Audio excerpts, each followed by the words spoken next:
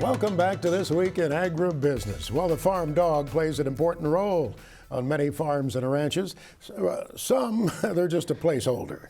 I don't think we could rely on the Armstrong Jack Russells for any responsible activity out there. Yeah. But there are some cherished dogs. There are, and even dogs that aren't always the most helpful on the farm are still cherished by those operations. You know, I had a corgi when we had cattle, and he wasn't trained, he wasn't a farm dog, he was a rescue, but I tell you, it was in his blood. And if I opened the gate to take in the feed wagon, he'd stand there and he'd bark at the cows. Seriously? To keep them from coming out. He wasn't good at hurting anything else, and he loved to nip at calves, but I tell you, sometimes it's in their blood, Max. That helped him earn his keep, all right. It certainly did. Well, the winner of the Farm Bureau Farm Dog of the Year competition was a dog named Fit from Florida. You get to meet this cherished animal.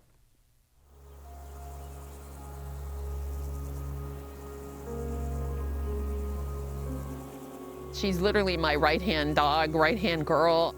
I'm pretty much never without her. If I'm out here on the farm, she is almost always with me.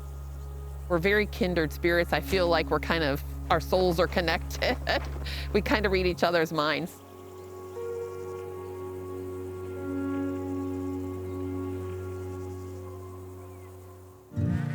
Fit is almost 6-year-old border collie. Fit came to us from Scotland. I bought her when she was about 14 months old.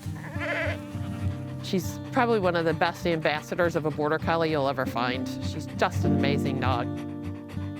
Fit is our prime working dog. She does a lot of chores on the farm. Every day she has to bring the sheep out, you know, whether they're in the barn or in different pastures. She has to move them from place to place. She helps with feeding chores.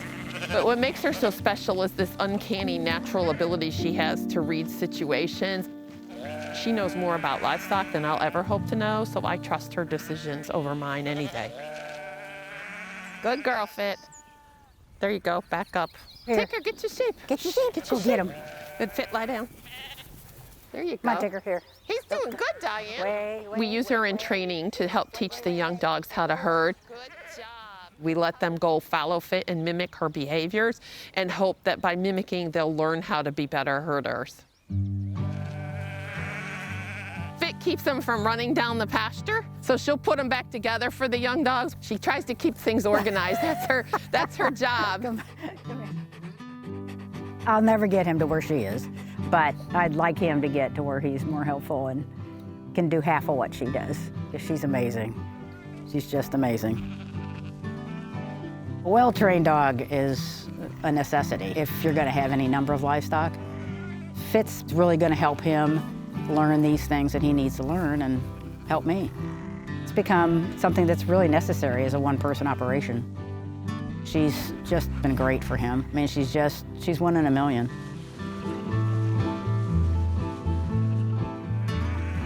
A really good working dog can make or break a farm situation.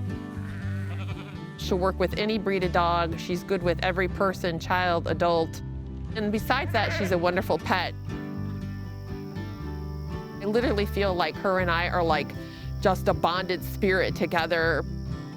Our whole lives are so intertwined. It's really an amazing feeling to have a dog like her. I think it's a once-in-a-lifetime thing.